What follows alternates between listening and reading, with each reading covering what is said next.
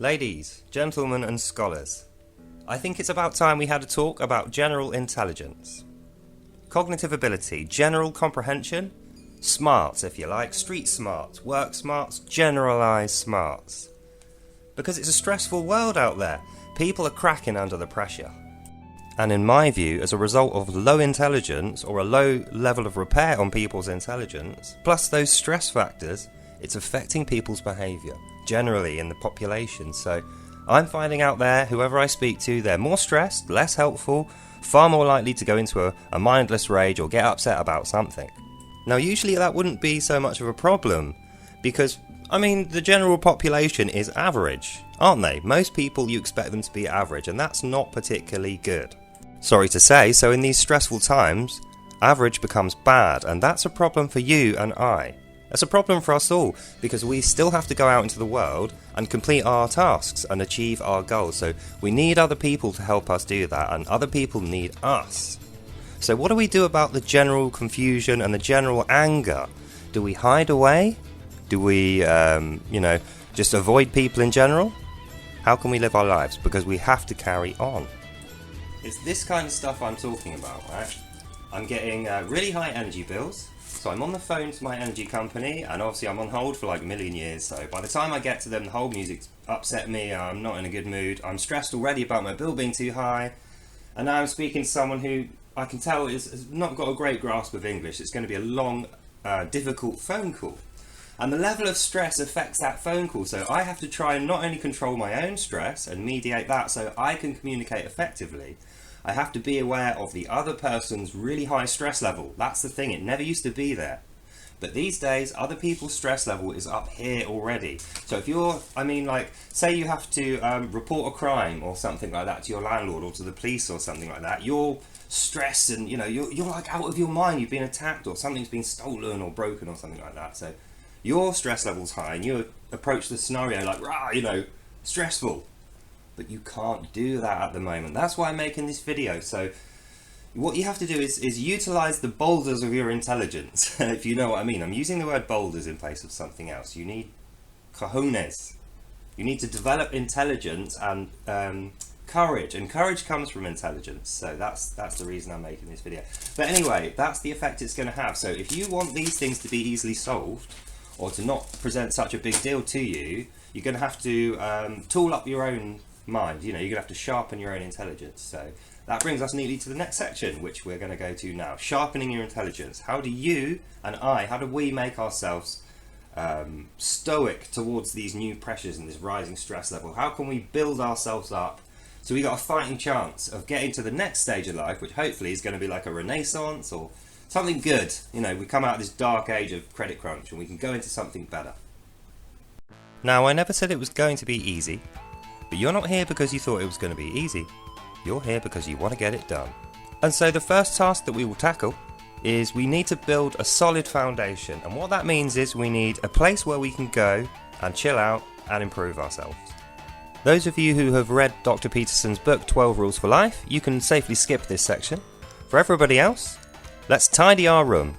What that means is, not just like a child, put your toys away. It means organise your mind and your workspace so that you can be ready to go out and get things done.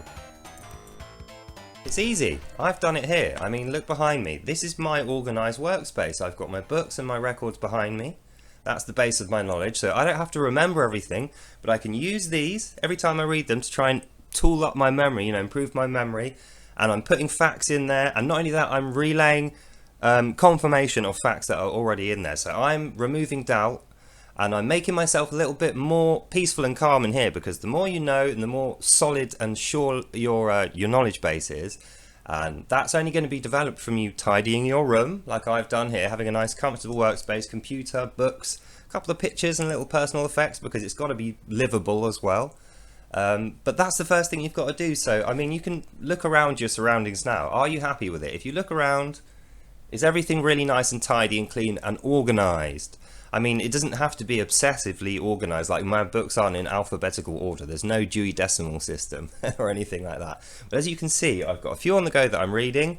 There's one or two not put back properly that I read recently. So it's not so much about keeping everything in perfect order. It's about recognizing the importance of the order and the structure, and getting used to having that order and structure in your mind, in your thinking. So when you leave your home, it's going to be more stressful out there, but the reason you can deal with it is because you can save all that stress up, and then when you come back here you can deal with it, rather than in the face of stress shouting and responding to people and getting yourself in arguments, which will waste your time in future and build the stress and pressure that you're under, and certainly make things worse for the other person. Instead of that, you can think and wait and deal with it here. Steel sharpens steel. It's a Bible quote, and what it refers to is using other people's company to keep yourself sharp. So it's not necessarily talking about weapons here. Assuming also that you're going to have your friends round at some point in the future. Hopefully. You're building a team, if you like. An exterior family, a few people you can trust. Doesn't mean you need to be that many. 2 or 3 is perfect. But have some intellectual diversity in there. It doesn't matter what colour, what faith, what gender or sex or any identification they are, as long as intellectually they're adaptive and they are diverse. It's the funny thing about identity, isn't it? Everyone thinks identity is mine. It's for me, it's how I identify myself. But if you think about it, if you live on a planet on your own, there's no 0% chance you ever meeting another soul or having an identity with someone else. No one's going to perceive you in any way. There's no people.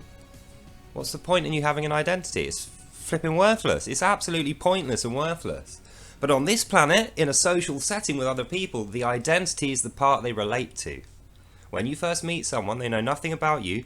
The reason they know you're not going to try and kill them and start growling or produce a weapon, and the reason you can have a conversation with them, is because we have a social standard here. We don't have an identity so that we can be secular and within ourselves. We develop an identity so that we can bond and relate and communicate and befriend and have relationships with other human beings. That's the important bit. So forget all this identity politics, gender squatting and all that stuff. That's not why I'm mentioning this here. That's completely irrelevant. And when I say diversity, I'm talking about diversity of opinion, diversity of thought, not necessarily factual diversity. We don't want to divert what the factual meaning of something is or what a fact is. No, we're not doing that. So solid foundation means building on a solid base of things we have. We're not going to go back over them and start digging up bodies of things and trying to change them. We accept what we've got now. If it doesn't cause a problem, and it's generally okay, we move forward with that accepted as fact, okay? And we look for new things to slowly add brick by brick. We're not going to rush headfirst into some radical new utopian future. I mean, I'm not going to go through it, but we've seen how that goes in history, haven't we? It does not go well, so we won't be doing that. So that concludes this section. Tidy your room.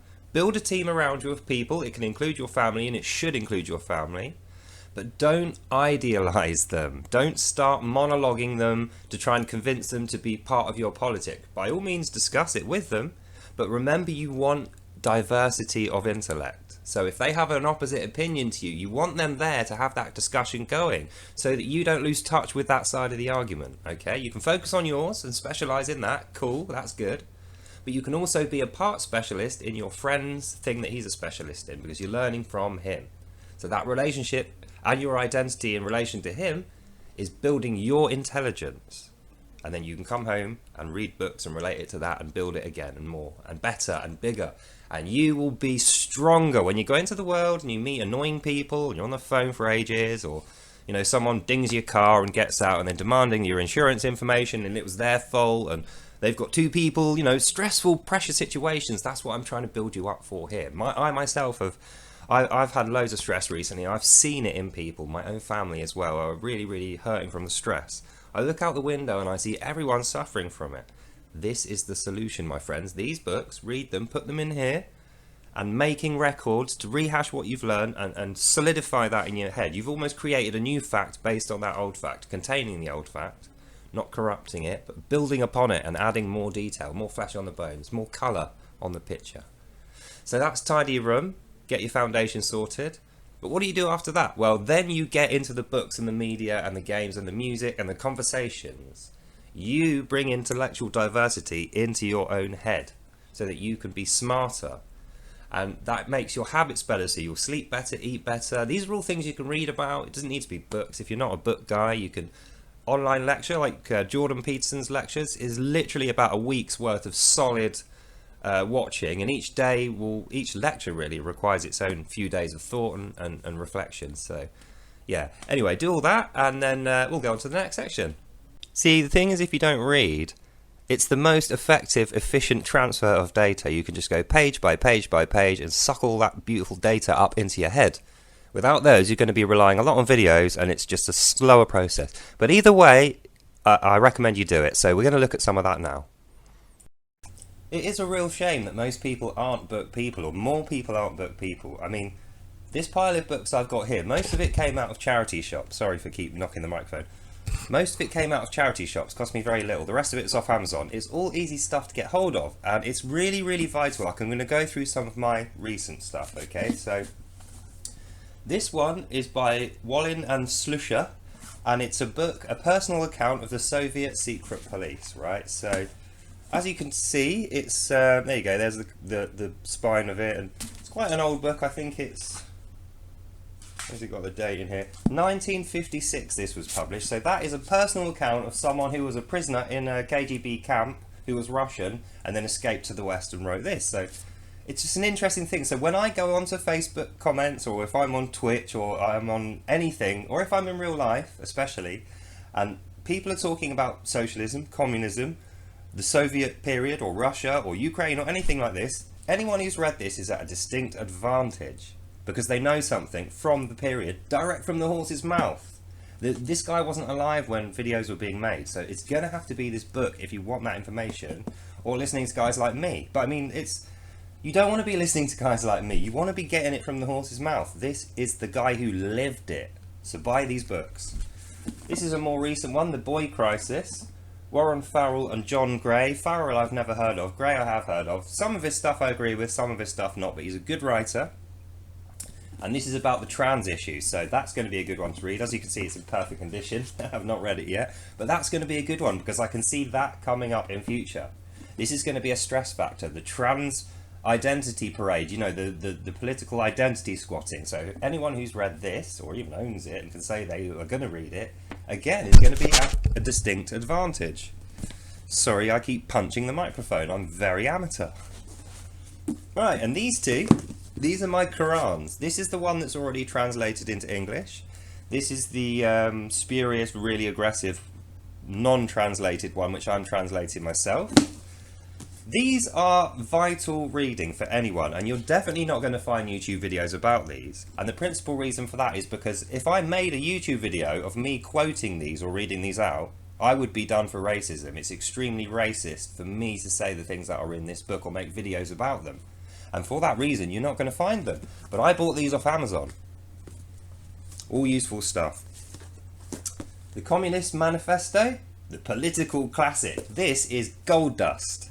This you can find in videos on the internet, so if you're not a book person, you can go and learn that right now after you've seen this video. But this is invaluable knowledge. Again, many people are going to refer to this, and Marx, I think it's a biography. There's a book with all the details of Karl Marx. That's another one. It's not on my list, but it should be. Note to self, put the Marx book on your list.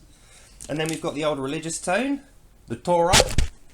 For good's sake. Right, the Torah. So this is a very odd book because it actually reads this way rather than that way. Oh look, I get a free bookmark with it. I didn't realise that. So thoughtful. So you can tell a lot about a culture by the way they sell and present their books, right? Because the Quran that I got, let me show you it. This cost like 15 quid or something like that. Looks okay. And then you open it, it looks like that.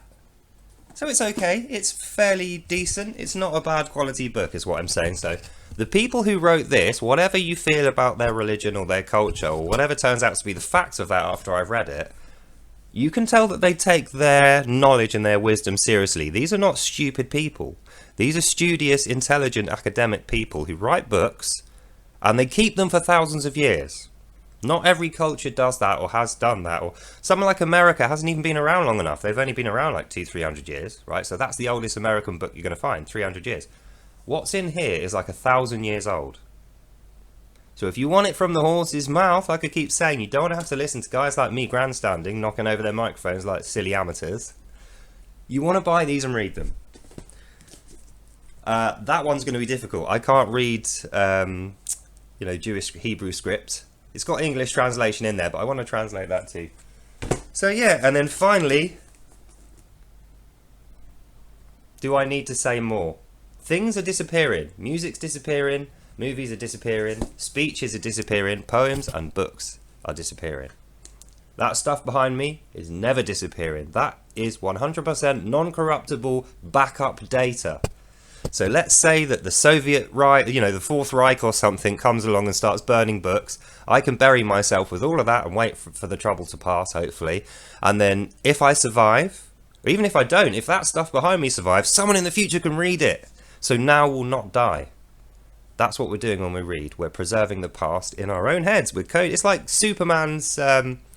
what's that one when he's got the whole kryptonite population encoded in his DNA or something like that? That's a good metaphor for this. You can encode the lives of thousands of years of people into your head just by reading. So, yeah, that's the end of this section. We're nearly at the end now. There's one more thing we need to consider, which is the fun bit, ladies and gentlemen, making records. Collecting your thoughts on paper, reading through it a few times, is really going to help you sharpen your conclusions. So when you make educated guesses in a forced decision making, for instance, you're going to have the tools and the data available to make good decisions. And it really is the most important thing you can ever do. I mean, safeguarding our accumulated study and passing it on is the most humanitarian thing you can ever do, literally. Even if you die, you're ensuring the safety and wisdom of future generations. It's the thing that causes war, and it okays murder sometimes. Because that's the basis of intelligence. A person's life isn't really all that long. It's not long enough to complete or to master certain things. Really important things which our species and our civilization and our culture depend upon. So it's our responsibility, regardless of the outside influence or the stress or COVID or the war in Ukraine, climate change, none of this stuff is more important than that stuff there making its way into the minds of our grandchildren. Really, that's what this is about. So that's the end of this video. I hope I've given you enough inspiration and drive and purpose to go out, build yourself up, build up your solid foundations, your base, your home, like I've done here, and then start building up in here, because you're going to need it, okay? And so are future generations, and they're the people that we're working for. We're not like the SJWs. We're not doing this so we can fly a flag and tell everyone how great we are. We're not the finished article like they are. They think they've reached the pinnacle. They're the best people in society, and they're so moral and good that they're now trying to administer the morals of others.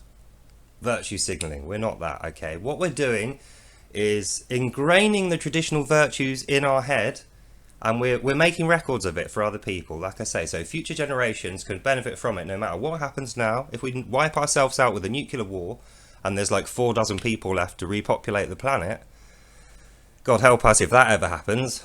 Hope it doesn't, but if it does, we better hope that there's good stores of data, because if this stuff is destroyed and those last few dozen people have to rebuild, imagine how they're going to feel if they have no records. They don't know how to do anything. They don't know how to build a shelter. They don't know how to make a fire. They don't know how to cook food so it doesn't poison them. All this stuff we don't think we need. We take it for granted that we've got safety and peace and freedom. And there's no racism. No one's pitchforking our windows to try and kill us. Nobody. The police aren't. The civilians aren't. Terrorists are there, and we talk about it. It's a big deal, but it's like less than 1% of our lives. Okay? So yeah, that's the end of this video. Hope you enjoyed it, and I'll see you in the next one. Bye. To a new Star Fox team headed by Fox McCloud to save Corneria and free the Lilat system once again.